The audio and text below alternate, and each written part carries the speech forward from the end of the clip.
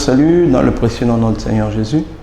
Mon thème aujourd'hui c'est il faut être employable pour être employé. Nombreux sont les diplômés sans emploi qui se plaignent de ne pas avoir d'emploi. Oubliant que pour être employé, il faut être employable. Employer quelqu'un, ce n'est pas lui faire cadeau, ce n'est pas être gentil. Je vois souvent des diplômés sans emploi, leurs parents se plaignent que les patrons ne sont pas gentils, le gouvernement n'est pas gentil, on n'emploie plus les gens. Mais qui vous a dit que l'emploi était une affaire de sentiment? L'emploi est une question d'économie. Quand les gens vont marcher avec leurs marchandises, les clients n'achètent pas parce qu'ils ont pitié d'eux. Les clients achètent parce qu'ils en ont besoin et que c'est à des conditions qui les intéressent. Le diplômé est un vendeur. Il vend un savoir-faire. Il vend ce qu'il peut faire pour les gens qui sont prêts à payer. Regardez les maisons, les mamans qui prennent les domestiques et qui doivent leur payer à peine 20 000 francs parfois, 30 000 francs. Quand une maman, elle a beau être illettrée, prend un domestique et qu'il se rend compte, ou qu'elle se rend compte, qu'il ne peut pas préparer, il ne peut pas faire le ménage, il ne peut pas faire la vaisselle, il ne peut pas faire la lessive. Quand elle se rend compte qu'elle ne sait pas faire, si c'est une domestique ou un domestique, il ne sait pas faire. Ce pourquoi elle voudrait le payer, la maman le vire immédiatement. Elle n'attend même pas la fin de mois.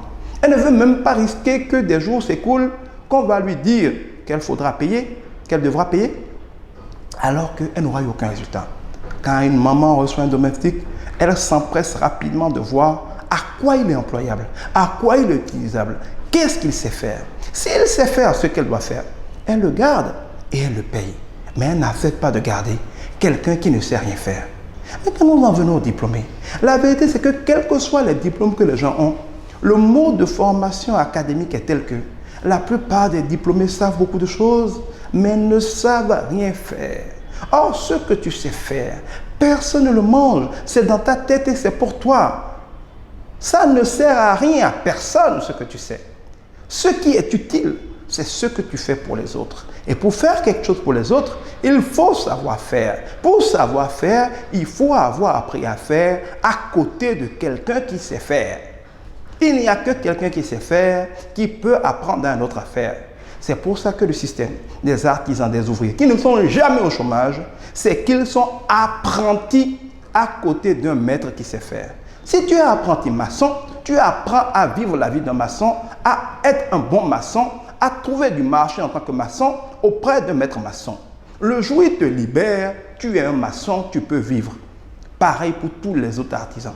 Mais les diplômés sortent de l'université sans avoir été apprentis à côté de quelqu'un qui sait faire. Les gens sortent par exemple avec des diplômes en marketing et action commerciale donnés par des professeurs qui n'ont jamais rien vendu. Ce n'est pas en récitant Kotler et des livres comme ça qu'on fabrique des gens en marketing. Pour apprendre à quelqu'un à faire du marketing, il faut soi-même savoir vendre. Des gens qui n'ont jamais vendu un biscuit, qui n'ont jamais vendu un stylo, deviennent professeurs et forment des étudiants en marketing. Conclusion, ces étudiants sortent, ils ne sont même pas capables de se vendre même comme des compétences. À côté de qui as-tu appris à faire ce que tu prétends faire pour vivre? Regardez les médecins. Après avoir fait une formation théorique, on les met dans des hôpitaux, ils sont internes et ils apprennent concrètement à pratiquer la médecine avant qu'on les libère. Mais dans la plupart des autres diplômes, les gens n'apprennent rien. On forme des gens en marketing qui n'ont jamais été travailler avec un Yoruba, travailler avec un Indo-Pakistanais, travailler avec un Chinois, travailler avec un Hausa, travailler avec un Adja au marché. Ils laissent les gens qui vendent vraiment et ils font de la théorie sur la vente. Il n'y a pas de surprise qu'à la fin, ils ne sachent rien faire. La théorie, c'est bon pour notre orgueil. On sort très prétentieux. On pense qu'on est meilleur que ceux qui savent faire des choses. Mais il n'y a pas de plus sot métier que le chômage. Il vaut mieux encore être un vidangeur, quelqu'un qui balaie les rues, être un berger, tout ce que vous voulez, que d'être un chômeur. Regardez, nos femmes se battent tous les jours, elles font des sales métiers, elles font des petits boulots, mais elles rapportent à la maison de quoi nourrir la famille. Pendant ce temps, leurs enfants, des gaillards, à 20 ans, à 30 ans, à 40 ans, sont là à se faire nourrir par leurs parents, incapables de travailler, sous prétexte qu'ils attendent d'avoir un emploi. À quoi veux-tu qu'on t'emploie quand tu ne sais rien faire, quand tu n'es employable à rien? On emploie une serpillère pour essuyer le sol parce que ça peut aspirer de l'eau. On emploie un couteau pour couper la viande parce que ça coupe la viande. Mais quand le couteau n'est plus assez tranchant pour couper la viande, on le dépose, on cherche une autre solution. Ou alors on l'aiguise. À quoi es-tu utilisable pour être surpris de ne pas être utilisé? Il y a plein de choses à faire dans ce pays. Il y a plein de gens qui sont prêts à payer des gens pour leur faire des choses. Mais tu ne sais pas faire ces choses. Il est normal que tu n'aies rien à faire. Tout le monde cherche un gardien qui ne dort pas. Décide de t'entraîner, de te rendre capable d'être un gardien qui ne dort pas. Va voir des gens, dis je veux être votre gardien. Tendez-moi des pièges, envoyez des gens me surveiller, mettez des caméras. Si jamais vous me surprenez une minute en train de dormir, vous ne me payez pas mon salaire. Autrement, vous me payez mon salaire. Si tu dis ça ce soir même, tu trouveras un boulot de gardien. Parce que tout le monde en veut. Toutes les entreprises veulent un vendeur. Quelqu'un qui prend leurs produits ou qui prend la description de leurs services, qui se balade dans la ville, qui trouve des clients, qui les amène. Les clients payent et le vendeur paye. Est-ce que tu sais faire ça? Si tu fais ça, tu sais faire ça. Tu as du boulot immédiatement. Même moi, je recrute immédiatement. Toi qui m'écoutes, mon numéro c'est le 96 44 22 22 sur le 229 au Bénin.